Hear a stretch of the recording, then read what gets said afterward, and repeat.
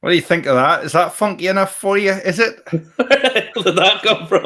Do you like that? I thought you liked that. It was funky. Yeah, it's funky. Folks, Justin never told me he was doing this tonight. He says, "Do you want to hear it before we go?" I said, "No, just let it go. Let it surprise me." Uh-huh. It's like something you would play on the Monday radio show. It is.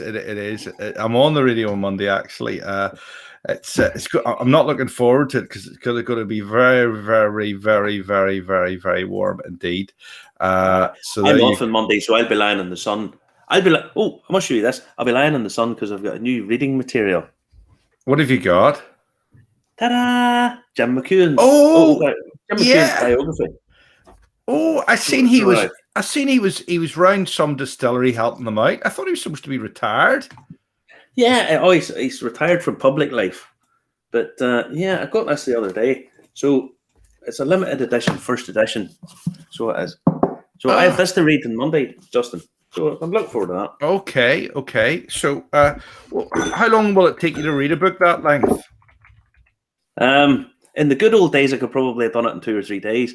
These days, with the internet and all the other things that jump in, might take me a bit longer, to be fair. But no, I'll run through it because it's something I'm interested in, so it could go through very quick. No, that would take me an awful long time to do that. That would take me a year to read a book like that. Is there loads of pictures in it, actually?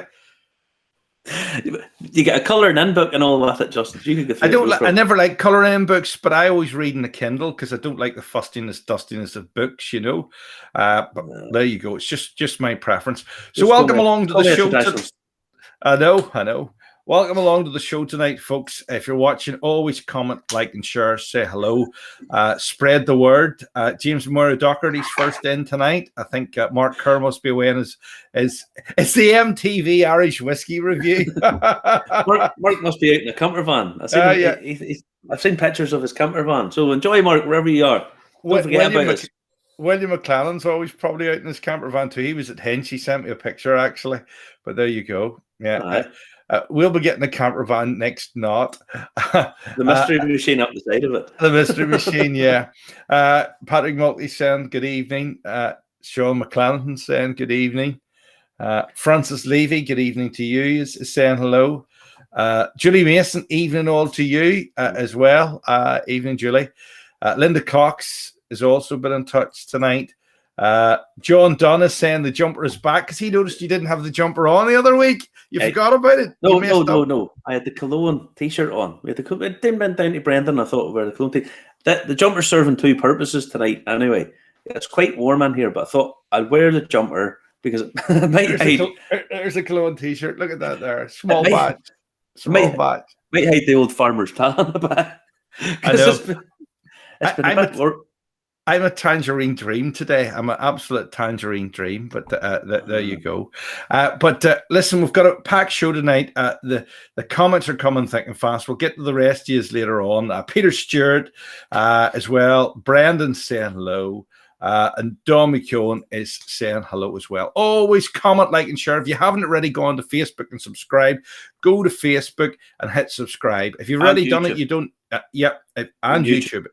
Yeah, if you've already done it, you don't need to do it again. So because a lot of people are unsubscribing then resubscribing during the week, and I'm getting the notification saying, "What are you doing?" Once you hit subscribe, it will say you're subscribed. You don't need to do it again. So that is it. So we've got a packed show tonight. Carr is joining us. Auction roundup with Carr. Yeah, and he's got some interesting stuff to tell us this week. I just hope he manages to log back in again because his computer did the fantastic restart whenever he was just about to log in, and he has disappeared from my vision here because I can normally see off screen who's where and who's doing what, and I cannot see him. So I've emailed him to tell him to log back in again. Donna McKeown is saying hello as well. Evening, lads. It's warm. It sure is. And also, Peter McCabe is saying it's sponsored by Fanta tonight. Hold on, I'll have to do it. Zig Heil. Now, if you're German and watching this in Germany, don't report me because we'll actually get blanked by Facebook. We'll get Zuckerberg. But we are allowed to say that because Fanta was invented by the Nazis because they couldn't get the syrup for Coke. So if you Zuckerbergers, will be very, very cross. So Carl, the Whiskey Companion, has joined back in again. And I actually had to call the show tonight a very unusual name. And we might get Zuckerberg for this one too, Marty. Right? Because I called the show, are you ready for it? Go on ahead. Ballywatticock Hot. Give me a reason why, Justin. Well, it was the hottest day ever in Northern Ireland, and the place is Ballywatticock, which is down not too far from Ecklandville Distillery. It's the other side of Newtownards. It is a real place, but then again, so was the black. But that got Zuckerberg too. Aye. Mark Zuckerberg, Jay. Yes. Somebody needs to send him into space with bad O-rings. All right. There you go. That was in bad taste. I do apologize, but yes, you know where I'm coming from. Shall I hit the button? Hit it.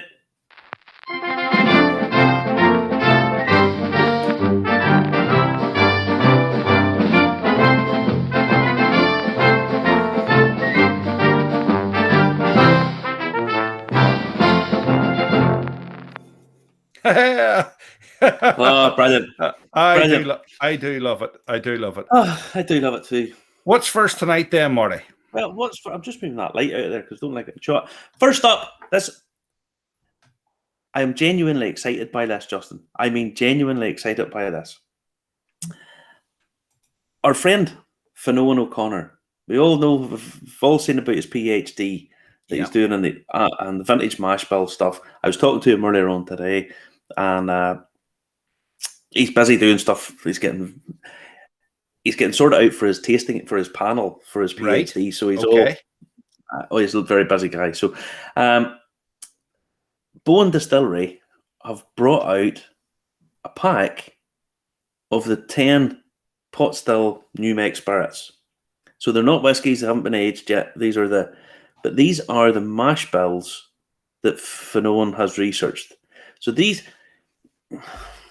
are the start of a resurrection, a proper resurrection of pot still Irish whiskey. So this is like better than the Lost Distilleries of Scotland. It's better than the Lost Distilleries in that he's recreated probably better the mash bills of what's going in this.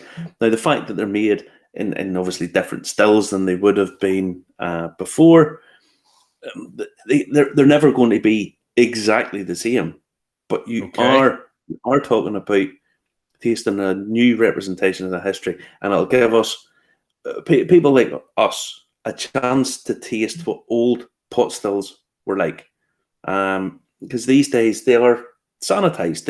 I'm not being critical of them, but they are sanitized compared to what they used to be. And this is something exciting. Now, they definitely are. We compared them, and there's nothing. You know. Now, I'll just give you a quick rundown on them. There's 10 single pot still miniatures. They are 63% ABV, so they'll need a touch of water at that. Every bottle has a full explanation of the history of what's in the bottle, so you're pretty much getting a history lesson at the same time. And there's limited to 500 packs, so get on to get these, because once they're gone, they're gone. They're £115 each, which seems expensive. Wow, I think that's reasonable. You think about it, Justin. It's £11 a drink, and you're getting £11 plus. It's also part of Belfast Whisky Week, so there's now an online tasting that's going to take place on Friday the 30th of July. So go on, get them, get it bought up, because it's something unique, really, and a really, really exciting part of Irish history, Irish whiskey history. And we need to hear from the man himself, don't we? We do, the main man. I mean, what's to say? It's really quite emotional.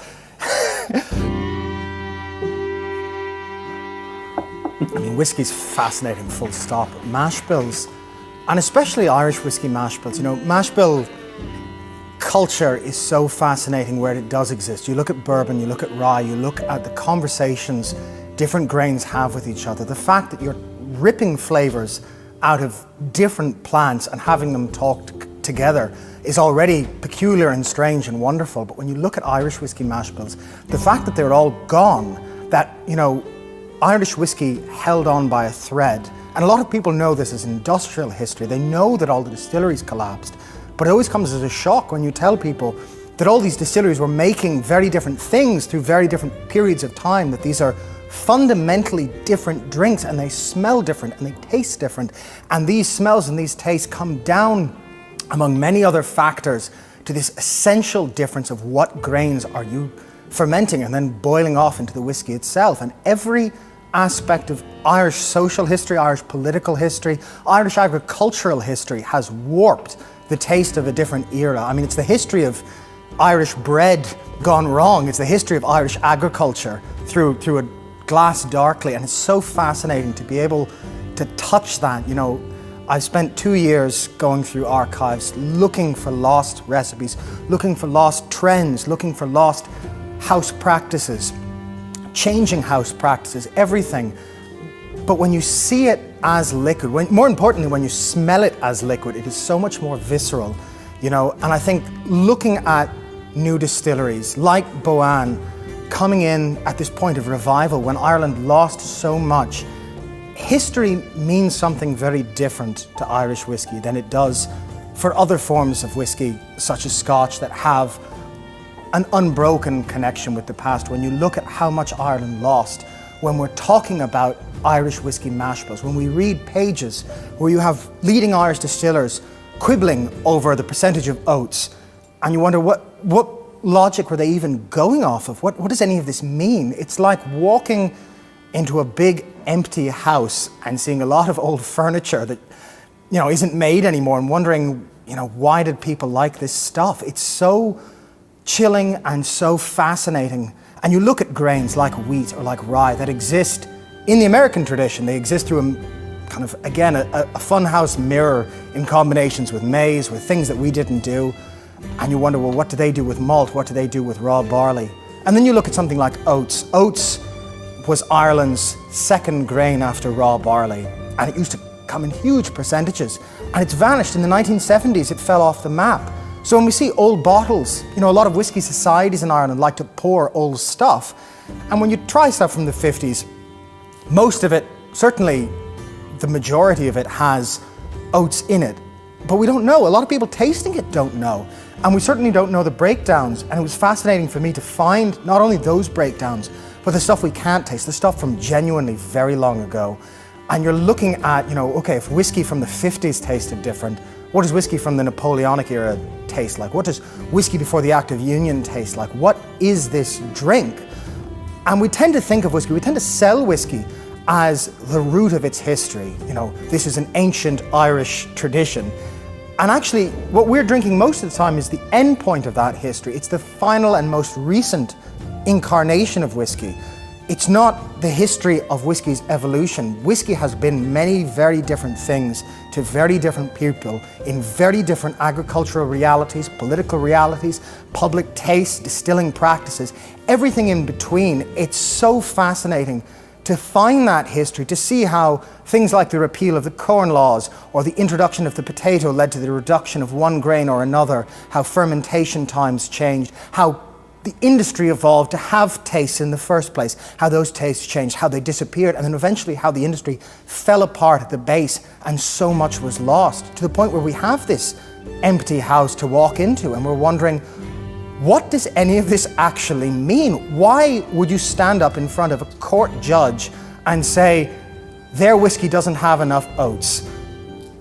And to be here now at this stage with the help of Boann and the help of their resources and the help of their staff, to be able to turn that theoretical research into liquid, to be able to smell what Waterside Distillery or any of these lost distilleries of Ireland actually produced, what they smelt like, what they tasted like.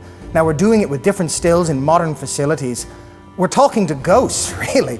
You know, we're making different whiskey the same way and hoping with no surviving evidence that we're looking back at them, because there's no them to look back at us now. And I think a lot of people don't realise that about Irish whiskey history and about Irish whiskey as an industry, that it is both the oldest whiskey on the planet and yet has such a tenuous, such a tragic relationship with its own past, and that it is now in a kind of a Babes in the Wood type scenario, except you're more like Babes in the Sequoias, where you have very old trees and very new distillers looking up at them and wondering, you know, what do we do here? And as historical as these mashes are, in the terms of its revival, what we're doing here is the beginning of the story, you know, rather than the end.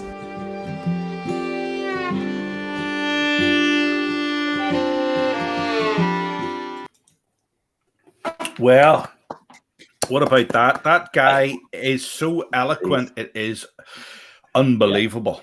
Yep. I love the babes in the sequoias. Isn't that just a fabulous analogy? But I mean, seriously, this is something that I really gets me excited, because whiskey is different than other spirits, with the possible exception of rum. And it's because of this history and the sense of place and all of this kind of stuff. And it is just having that connection and having that brought back. I mean, I have this poster on my wall behind me, mainly because it says Ballymena on it, and that's where I'm from. There's only ever one distillery in Ballymena, and that was run by a man called Clockworthy Walkinshaw, which I think is one of the best names I've ever heard. Wow, that's like a real Western name, Marty, isn't it?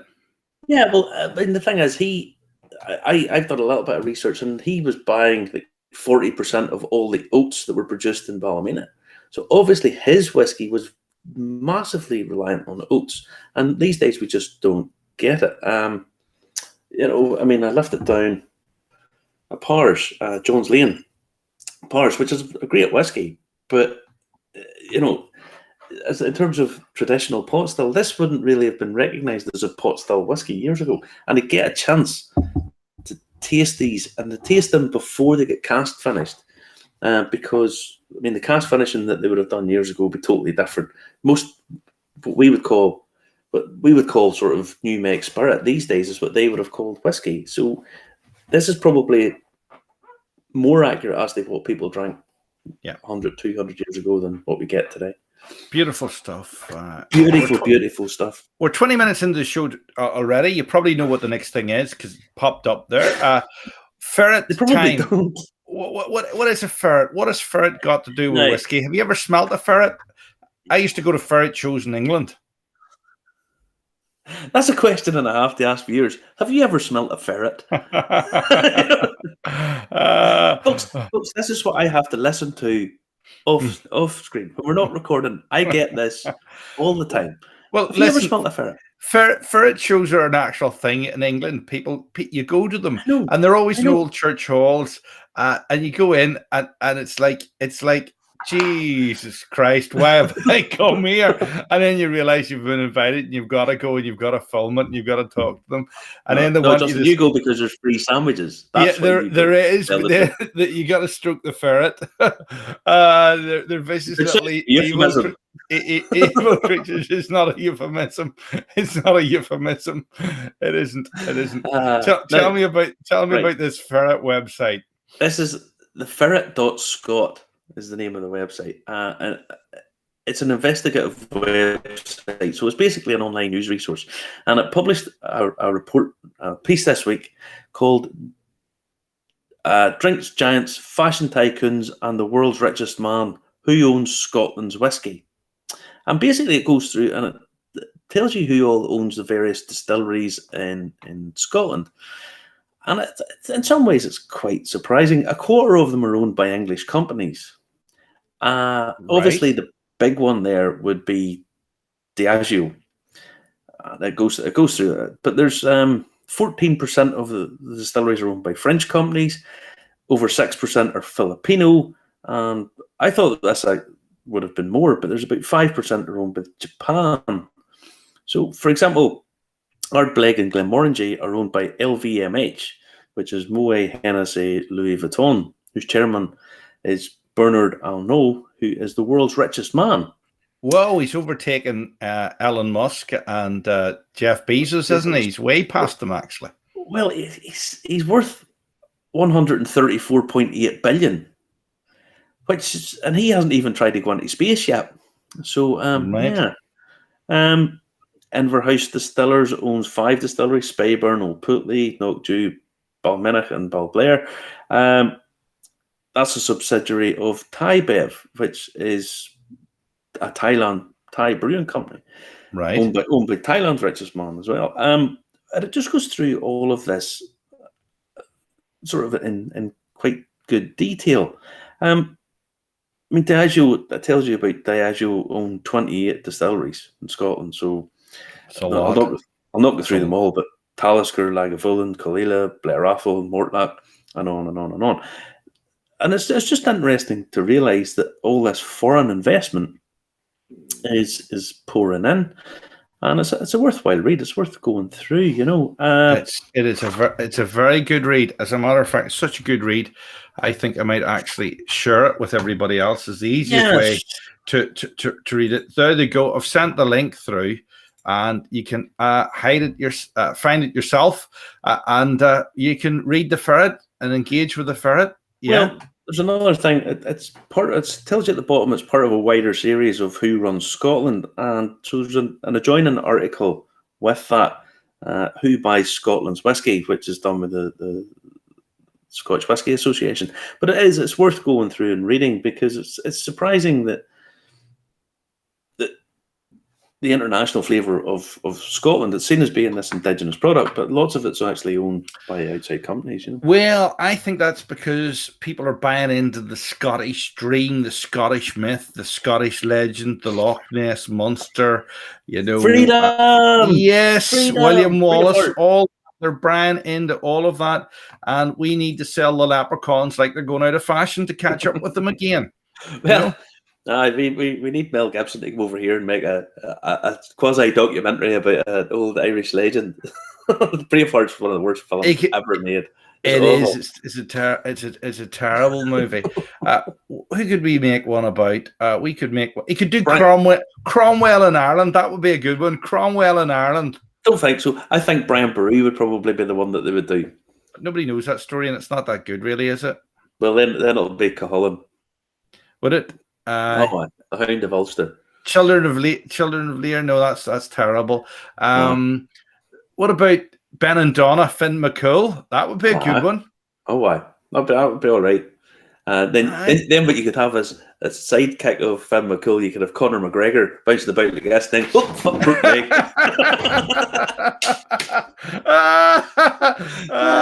Peter Stewart saying the Mexicans own British Mills. Yes, they do. Yeah. They do. It's absolutely, and there's more and more international people buying in. So Brian Foreman are opening, and I mean Diageo, Rowan Co, etc. So yeah, it's just that it's international investment is always a good thing, but being owned, I mean Diageo owning 28 distilleries does seem a bit of an overkill, really. Yeah, there you go. It does. I'm like, how do we manage to do this? How do we manage to link the Whiskey Companion into the show this week? Because there's some amazing stuff that's been happening this week. Imagine them moving it to Mexico. Moving what? The distillery to Mexico. Well, I laughed this week. Because there was a story the BBC put up. Scotland exports entire distillery to China. And basically, if you read through the story, it's Forsyths have built stills for a Chinese distillery. That's it. Yeah, that's what they do. Yeah, I thought when I read it, I thought of the buying up one of the disused ones. Have they bought the whole thing? Are they moving it there? But it's just a new distillery. I mean, if I had 3 million, I'd build one here, wouldn't you? You do have 3 million. Catch yourself. I don't have 3 million. They might have 3 million. About your sports car and all. They might have 3 million, but I don't have 3 million. Don't be saying that. The tax man will be looking at me. I do not have that. I do not have 3 million. I don't even have 3p to rub together. Look at that. You're on the lovely stuff tonight. I'm on Limeys. I'm on David McBride's juice. the languages tonight. So there you go. Now we'll bring on our Carl for our monthly auction roundup. You will, because he's here, so we can bring him on. Here he is. 3, 2, 1. You're in the room. Hello. How's it going, lads? How are you, Carl? You well, mate? I'm good. Jeez, you're learning all manner of new stuff. Fanta was invented by the Nazis. Who knew? Have you ever smelt a ferret? I've never smelled a ferret, and I don't think I want to smell a ferret either. Nosing a ferret. Get one shoved in a pint glass. Let's come up with this. Oh boy! I'll stick to smelling whiskey. Yeah. You've got to understand that in England, there's people that are passionate about ferrets to the level that Marty's passionate about whiskey. I don't think they're people that you want to meet. Like, does the sun not shine in the south? You look as white as a ghost, even compared to us. Does the sun not shine in the south? No, it does. But I was working on some stuff in the sitting room, and I'm probably one of the only people in Ireland to have an air conditioning unit, and I stayed in that. I stayed in that air conditioned room all day. Right. I'm lucky. I'm down by the sea, so there was a nice, lovely breeze come over all day. But the only problem with that is when you've this nice breeze, you don't realise how much sun there is coming down. I know. So I have a pure farmer's tan. Hey, listen, you'll like this. We mentioned Darby O'Gill and the Little People last week, and Stacey McAllister says, why don't we do Darby O'Gill and the Little People remake with Mel Gibson? Yeah, that would be good. Mel Gibson is Darby O'Gill. Who would we get to play the Little People? I think we should get Conor McGregor and Paddy O'Houlihan. Conor McGregor, he's tried his hand at boxing, so we can get him in. I mean, let's be honest, he's not going to be fighting for a while. No, I tell you. So there's Peter Stewart says they may be descendants of Hulvey of the Hill, but they're actually called Beckman now. There you go. Beckham. I've bought a lot. David Beckham Hague stuff floating about there. I think it's Beckman, not David Beckham, but there you go. You never know. It's good to know this. Thanks for getting involved in the show. Remember to comment, like, and share. You can buy us a coffee and Irish whiskey. You can follow us on Anchor and wherever you get your podcast from. You can ask Alexa to play it. You can ask Google, hey Google, to play it as well. And you can also, basically follow us on Instagram and LinkedIn as well. We're on all the major platforms, as is Carl at the Whiskey Companion. What have you got for this week, Carl? Yeah, absolutely. So this is the auction roundup. So looking at the different auctions. Just before we jump into the first one, just thought I'd give you some top level stats. So since our last catch up, there has been 35,000 bottles sold at auctions that I'm tracking. The average price is 281 and a total sum of over 1 million euro spent.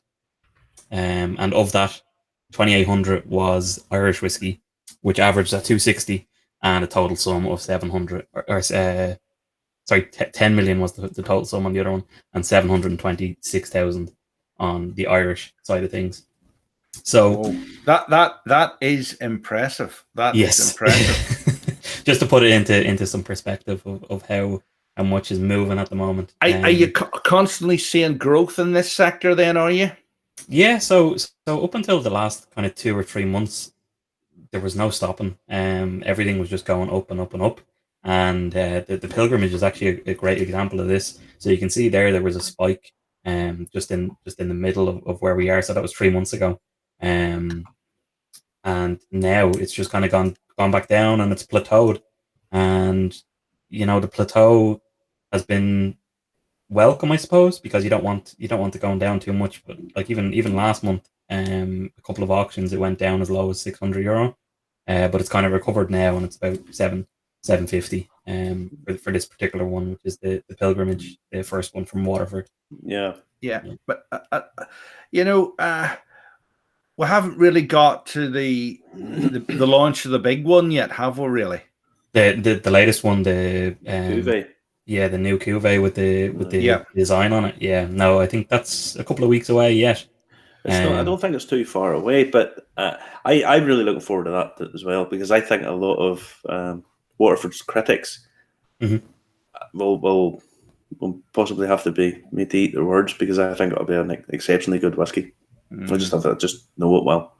Yeah, absolutely. I have a feeling about that myself, and I know a lot less than about whiskey than you do, but I just know the whole package the guys put together, the people that are involved in it, the people we've spoken to over the past year, especially Grace and Houston there, the artist that did the bottle. It makes the hair in the back of my neck tingle just hearing about it. There's no making the hair on the top of your head tangle anyway. Listen, I wish I had Fion's hair. He has great hair, doesn't he? I was noticing his hair was well coiffed in that video. A lot better than the last one. But listen, that's the Waterford. You maybe missed it there, Marty, because you were retuning in there. Yeah. The tailing. What's the story with this? Because tailing is extremely well respected, but the average price has dropped 34.55%. That's a third down. All the way down, yeah. So it's a strange one. Like a couple of months ago, we looked at this and there was a huge spike. It came up on auction and it went for €345, I think it was altogether. Mm-hmm. And it always seems to be the way where something comes up, it makes big money, and then loads of them just come out of the woodwork because people want to cash in on them.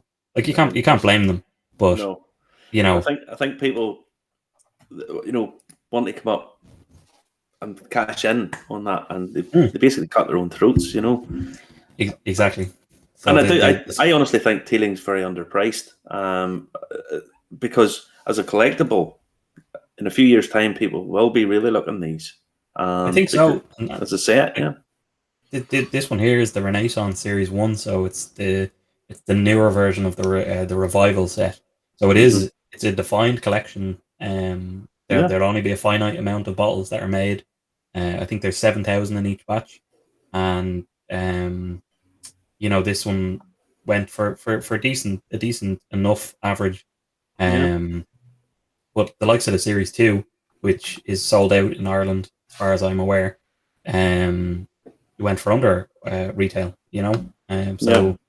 It's a good opportunity to pick up an 18-year-old lovely whiskey and drink it. A beautiful presentation. We've talked about it before. I mean, the presentation's second to none. So if anybody's looking to collect whiskey just as something to collect, I recommend getting the Tailing Revival. It's not going to be worth £10,000 a bottle or something like that. But in terms of something that's affordable to collect, beautifully presented, and will go up in value over the long term, there's no doubt about that. That's a good one to get. Totally agree. Yeah. Well, listen, if you're watching at home and you've bought any of these things and you maybe feel that you've lost out, tell us what you think. Tell us if you think it's going to bounce back up again. I mean, we've talked about the Tailing, we've talked about the Waterford. We also have to focus on the Middleton Very Rare tonight, and they seem to be just rocketing all the way. But this has had a falter, hasn't it? Yeah. So this one is a not an anomaly, but it's a strange one to see. Like relatively speaking, that this is not too long ago. It wouldn't be unheard of people getting this bottle, but the thing is, this was back in 2009. So Middleton Very Rare bring out a bottle every year, and this one was brought out in 2009. And with the economic crisis that was in progress then, Middleton didn't bring out too many because there wasn't too many people that would have the I think it was €120 back then was the retail price. People wouldn't be spending that on a whiskey. Yeah. But there's been so many people. Well, from what I can see, it seems like there's so many people that are still trying to fill out their collections and finish it out. And 2009 is a sticking point. So it's done good money over the last year, 2 years, 3 years, and it's kind of hovered around the 1,500 to 2,500 mark with its spikes. And recently it went for $6,000, and came up. It was the first one that came up in a couple of months, and we were like, okay, that's like that has to be an anomaly. It'll go back down to 2,000. Yeah. So it did slightly go down. So it went down to about 3,500.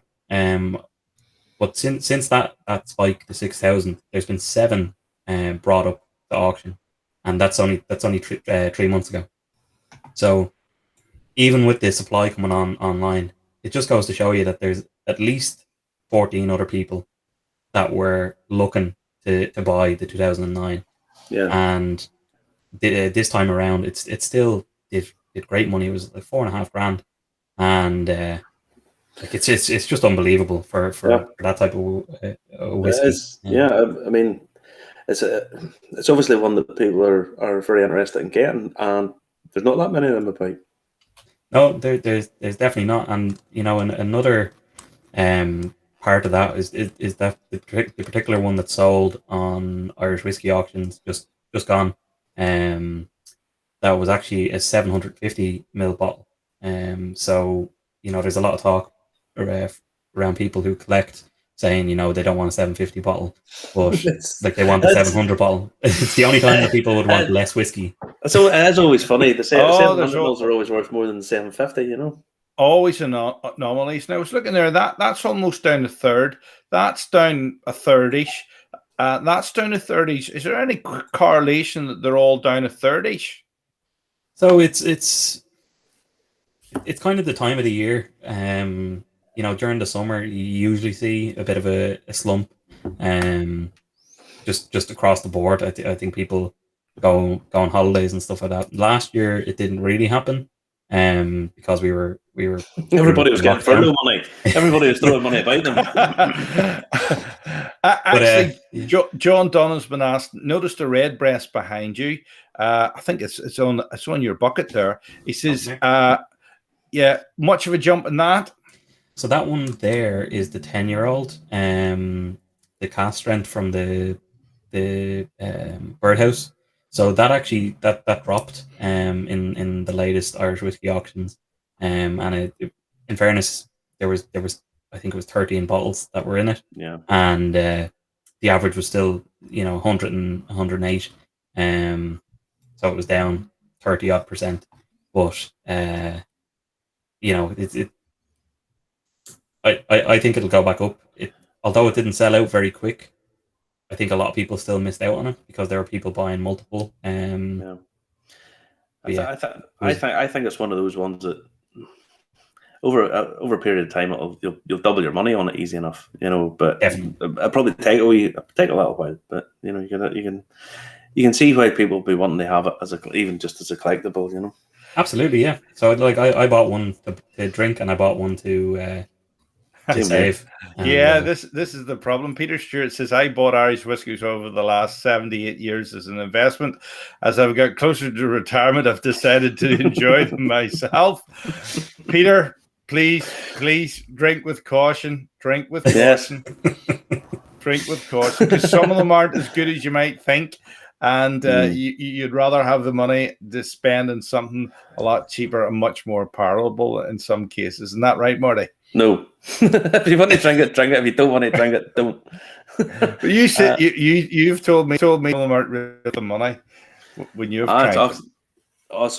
I've tried a couple of them, and I tried a couple of Bushmills, old Bushmills that I didn't think were as good as today's. They just weren't. Right. And then I tried. I mean, we done the Johnny Walker one. The Then and Now one. Oh yeah. Then and Now, and I mean the difference in qualities. Unbelievable. I mean, it's just unbelievable. And whether there's a whole lot of factors happening there, but some of the old ones, they were never designed to be collectible whiskies. They just by sort of accident and fate that they've ended up being collectibles. Whenever we're talking about Peter Stewart there, he mentioned earlier on that he had bought a pot chain. I assume it's that pot chain. Yes, I would say so. The Cologne pot chain, yeah. Enjoy, because it's great stuff. Yeah, great stuff. It's good. It is good stuff. Now we better move on. We've a lot to pack in this week because we're Whiskey Companion, and then we've got to talk about golf of all things. How do we fit golf into whiskey? I do not know. I mean, leave that back to me. You do the silly tunes and the references to Nazis and Fanta, and I'll do the whiskey. I want a Rolex. Well, we're sponsored by Rolex next. I want a Rolex. I don't actually like Rolexes, so I would take one if they're sponsoring the show. I'd prefer one of those ceramic ones. But anyway, that's another story. Listen, Carl, tell us about this one, because this is a very unusual graph here. Yeah. Yes. So this one here is the colognes.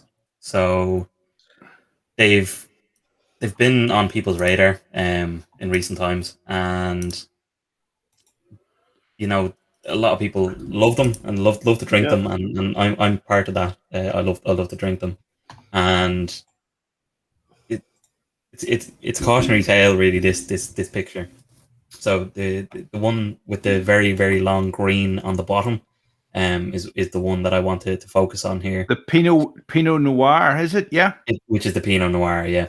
So in the last roundup, we spoke about this, and there was one that came up on Irish Whiskey Auctions, and it went for €180.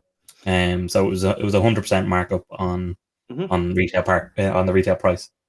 So a couple of days later, I was chatting to one of my friends, and he was giving out that the one whiskey that he wanted from Cologne, because he wants to drink it, because it was it's probably the nicest one I think that they brought out.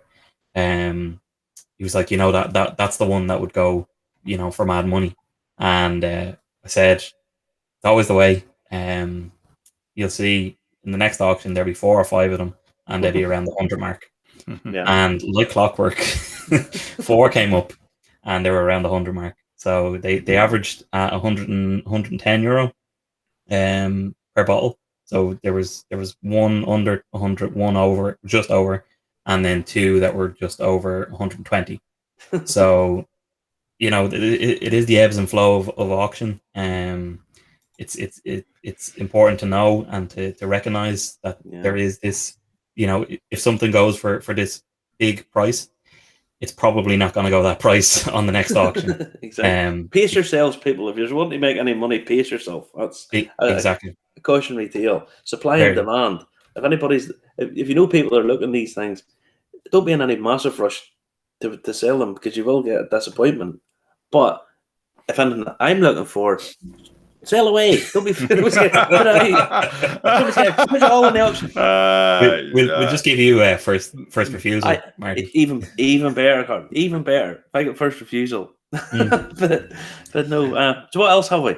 We have another unusual graph with 3 green ones up the way and loads of blue below the line. What's all this about, Card from the Whiskey Companion? Yeah, so this one is the Bushmills Causeway collection. So I didn't actually explain the graph there a minute ago. But the blue represents the previous 3 months average, and how far what percentage of difference it is on the average price. And the green represents the previous Irish whiskey auctions, if it was in the previous auction. So this one here it's kind of it's showing you that even though a lot of these Bushmills are below what the 3-month average was, they were actually up on the last auction. So it could be a signal of them bottoming out and starting to look on the right side again. So explain to me the Marissa class and the Malaga cask, because there seemed to be a discrepancy then in them. The Marissa's up, and the other one is down slightly.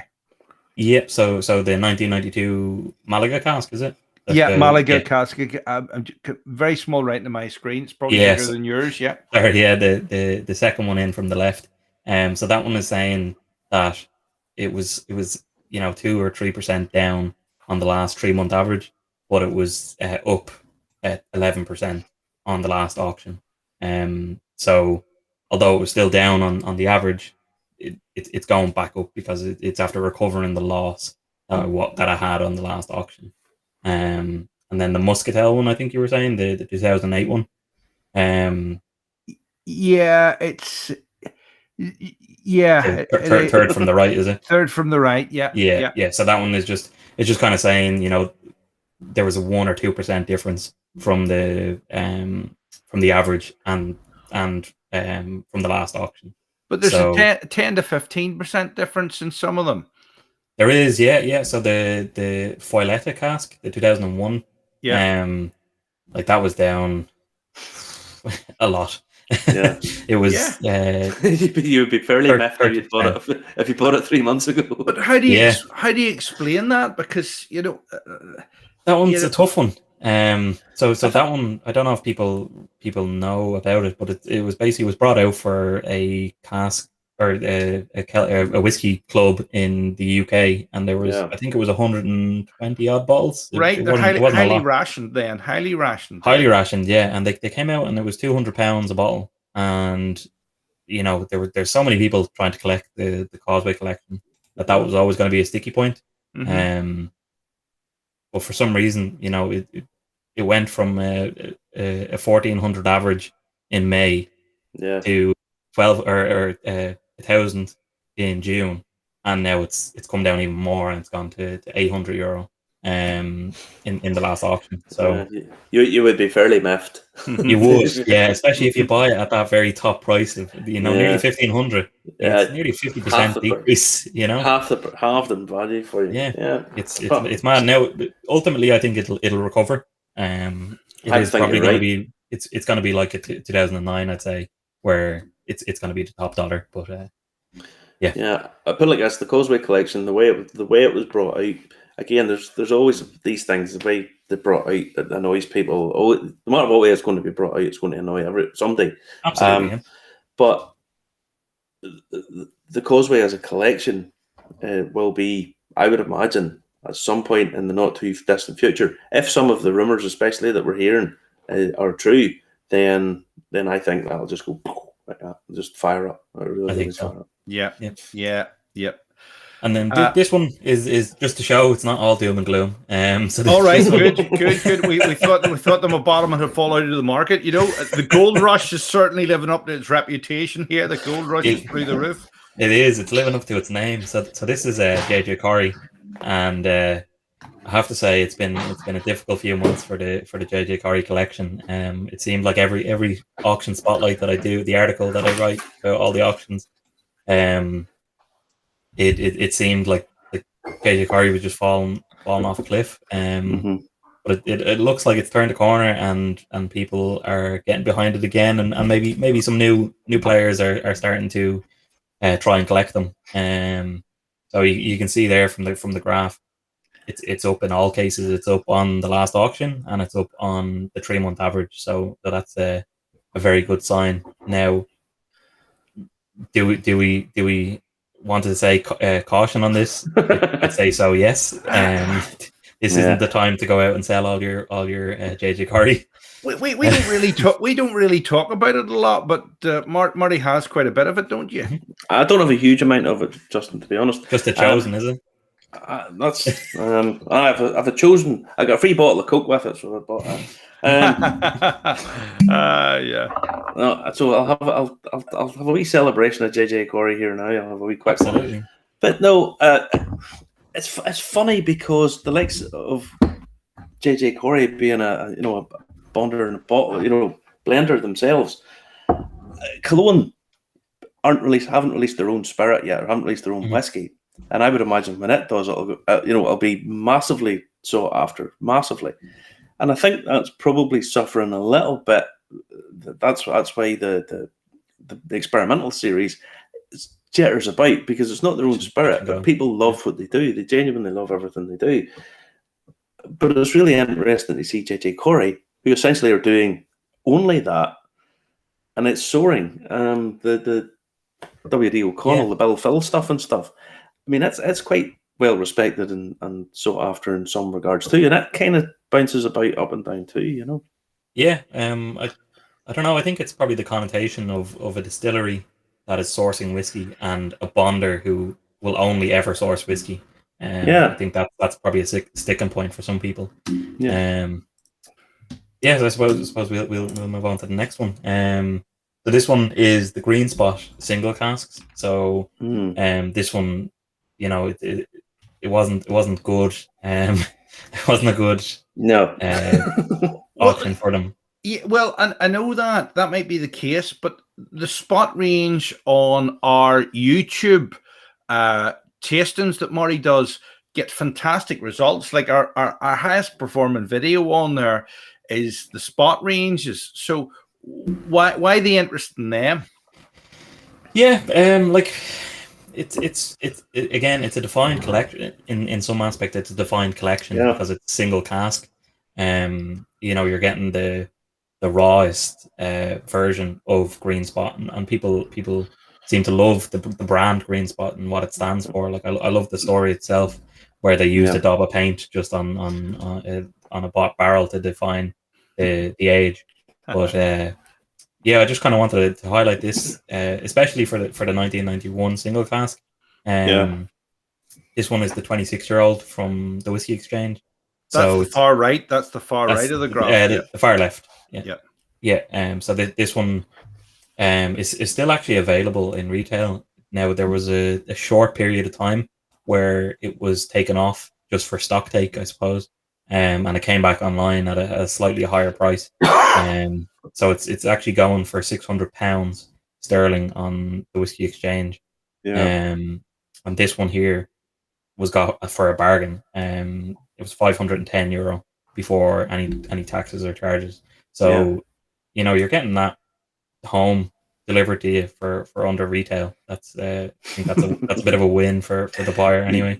It certainly is. I don't know. I think some people put things up for auction, not realizing that you can still actually buy them retail, thinking that they're going to make money on them. And beggars belief that. I'm actually in for an auction TV show to be an auctioneer at the minute. Marty, do you fancy my chances? I think you do great as an auctioneer.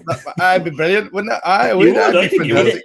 He'd end up buying half the stuff himself and bringing it home. I've been on a couple of auction TV shows, actually. They're fantastic. His 3 million somehow. So. Oh, yes. Listen, I want you to stay with us tonight because we're going to talk golf now, Marty, aren't we? We are. Now, obviously, this is the Open weekend, and good luck to all the guys playing on it. Last weekend was the Scottish Open, and this happened. Okay, what do we say? We're going to hit play. Hit play.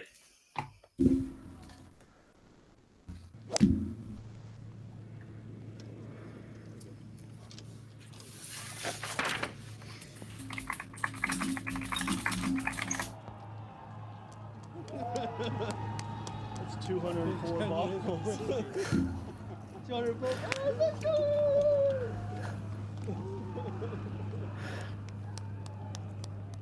Whoa, that was impressive, wasn't it? It was impressive. Amazing.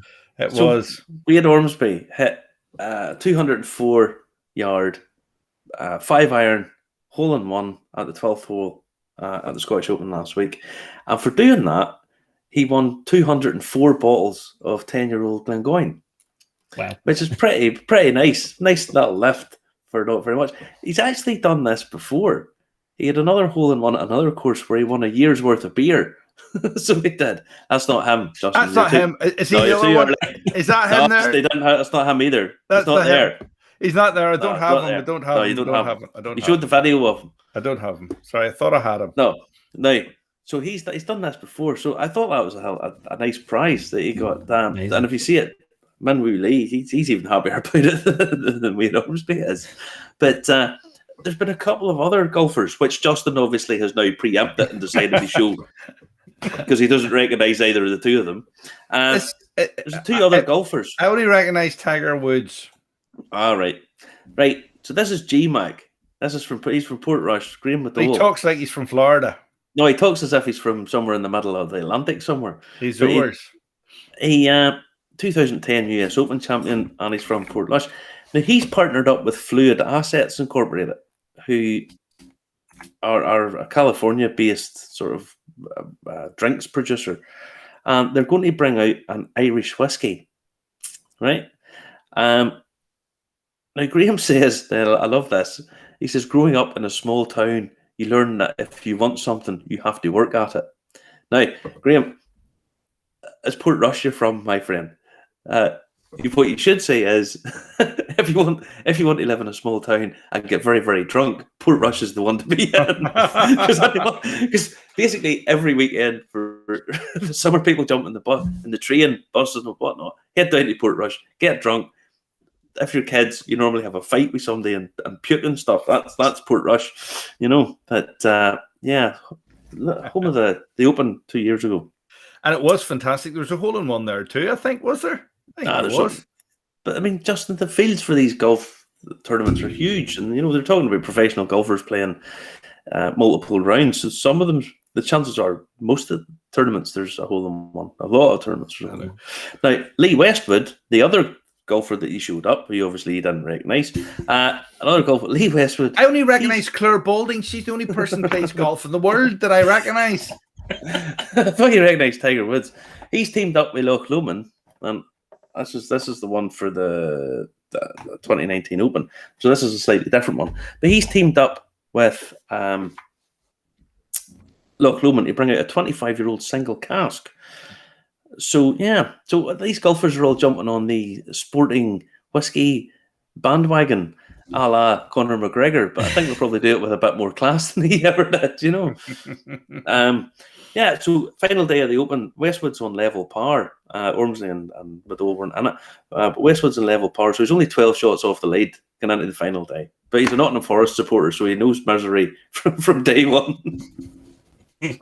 So he does. And speaking of misery, condolences to anyone in England for their football last week. I did a couple of tours this week and I didn't take great delight, but I did find it rather amusing that I could tell them that the penalty kick was invented in Armagh. by McCrum. William McCrum. They're only left for the crumbs, but they were all made millionaires out of that as well, Marty, weren't they really? Who? The runners-up prize is pretty big in that too. Justin, Marcus Rashford's on £250,000 a week. I don't think he needs a runners-up prize. He's doing all right. Marcus Rashford, for not being able to kick a ball from a couple of yards into a big, massive open net, he's doing all right, Hold on. I doubt the others will make the money that McGregor has made. You're right there. He's a very astute businessman. Very astute businessman. It's just a pity he can't walk properly without breaking his legs. What's the difference? You're terrible. You're terrible. Listen, we've got 2 minutes left tonight.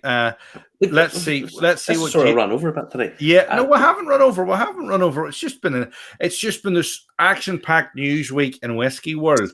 Well, I brought this up because I thought this was pretty cool. Right, Jameson, or Irish Distillers better, have released the Jameson Distillery staff and employment books from 1862 to 1968. Now, they're on Ancestry, the genealogy website. Now, they're free for the whole month of July. Now, if anybody's interested in any of this kind of thing, you can go on, look at the wages and see what they were getting paid.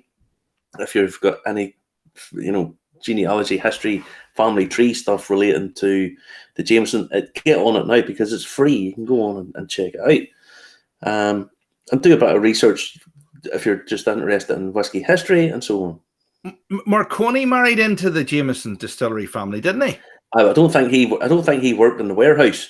Oh well, yeah, I suppose, yeah. He probably didn't. I think he married into the whiskey family and then came up to Rathlin Island and did this stuff there. And Marconi did the wireless that was on the Titanic as well. Yeah, that went down well. They didn't get a response. Shut up! I'm trying to send fun messages for rich people, but shut up. Yes, I've seen that show. Listen, but listen, there's lots of people into genealogy, a lot of people into family history, and it's a nice thing to do. So it's there free for the month of July. Get on it, have a look at it, and see what you think. It's been a great show this week. What are we expecting on the show next week, Marty? I haven't thought of it. I barely thought of anything for this week, so we'll have to think of something for next week. Leave it with me. We'll get something at the start of the week. All right. I thought we'd pull the names out of the hat and would send them off for the Bronus one. Yes, didn't we? Oh, yeah. Listen. The Stoke tasting, the Wise Old whiskey. Everything's been hectic. Obviously, in the north, it's public holidays and stuff at the start of the week. So she has all the names of the people that have passed on that won balls, and she'll get them fired over to hopefully either yesterday or Monday. So hopefully we'll have them for next week. So we'll do a Wise Owl whiskey tasting next week. Excellent stuff. Remember to comment, like, and share. Subscribe on YouTube. Tell your friends on Facebook. Follow us on Instagram. Become friends with us on LinkedIn. I did a review. If You anybody did? hasn't watched it, reviews. We've got back to doing some reviews. We did Cologne poachines, smoked poachines. Did my opinion on those. So check those out on YouTube. Check out Carl and the Whiskey Companion, especially if you're interested in investing and buying and doing stuff with whiskey. As well. Absolutely. Night, folks. Night, folks. Thanks for that, Sean. It has been a great show tonight again. The greater the show it is, the quicker it goes for us. Catch us again, same time, same place next week. There'll be a podcast out on Wednesday and a podcast version out of this probably tomorrow evening as well. So good night and thanks, Patrick. Slainte.